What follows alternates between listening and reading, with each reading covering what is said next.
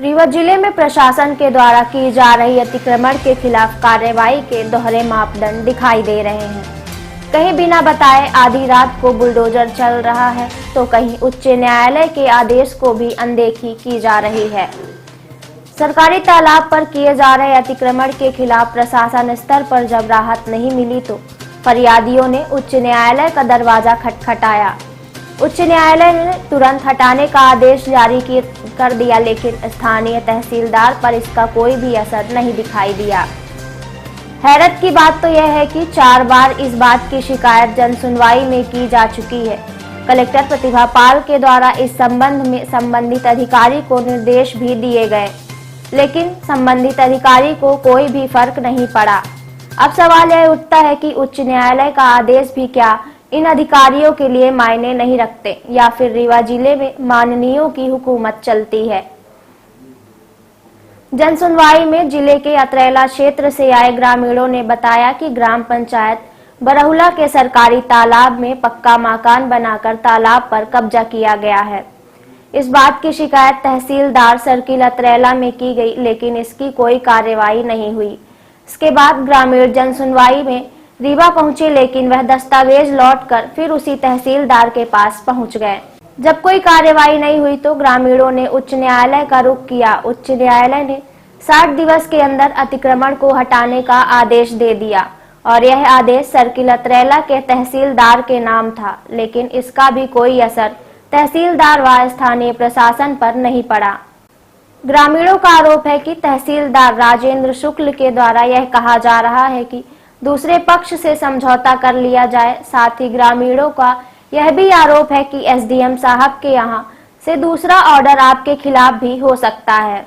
आज एक बार फिर इस संबंध में ग्रामीणों के द्वारा कलेक्टर प्रतिभा पाल को आवेदन सौंपा गया और कार्रवाई की मांग की जा रही है। ग्रामीणों का कहना है कि स्थानीय तहसीलदार के द्वारा उन्हें उल्टा कार्रवाई कर देने की धमकी दी जा रही है, जो न्यायोचित नहीं है। ये है कि मैं जैसे कि आपने देखा है दस्तावेजों में पिछली 4 बार से यहाँ आ रहा हूँ जन सुनवाई में। एक माननीय उच्च न्यायालय का आदेश है दिनांक 21/8/2024 का, उसमें 60 दिन के अंदर अतिक्रमण किया हुआ है। वहाँ पे धानेन मिश्रा, पिता शेषमल मिश्रा, ग्राम बरहुला निवासी वगैरह ने उस अतिक्रमण को हटाने के लिए पक्का मकान बना लिया है उन्होंने। उस पक्के मकान की वजह से हमारे वहाँ पे हरिजन आदिवासी वर्ग के लोग हैं।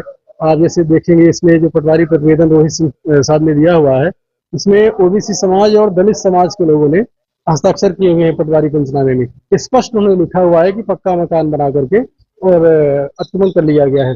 इस अतिक्रमण को हटाने का माननीय उच्च न्यायालय का आदेश है। उस आदेश में 60 दिन की अवधि भी समाप्त हो गई है। अभी आप देख रहे हैं आज 5 सितंबर की डेट हो गई।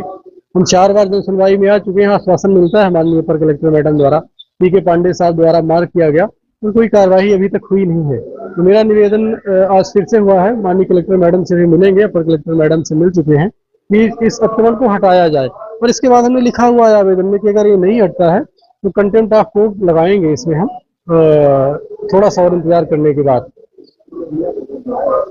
ये मामला है, ये तहसील सर्किल अतरेला, तहसील जवा के अंतर्गत ये मामला है। ग्राम पंचायत बरहुला है का मामला है ये।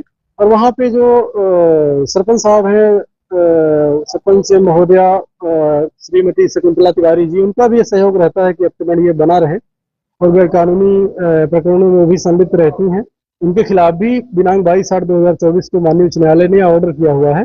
तो उसी बात का एक तरह से बदला लेने के लिए गरीबों से वो भी चाहते हैं कि अतिक्रमण न हटे।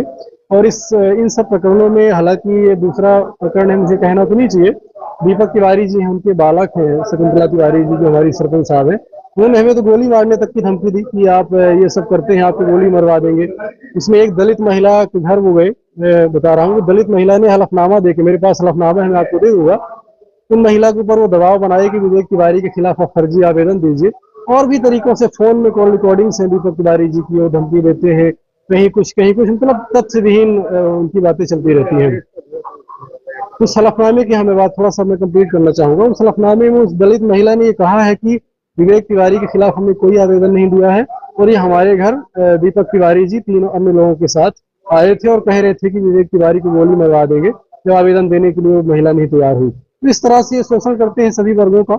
और ये आदेश माननीय उच्च न्यायालय से 31/8/2024 को हुआ था और माननीय उच्च न्यायालय ने अपने आदेश में ये कहा है कि दिनांक 23/6/2023 को, 27/6/2023 को एक आदेश किया था माननीय नायब तहसीलदार सर्किल अतरैला ने।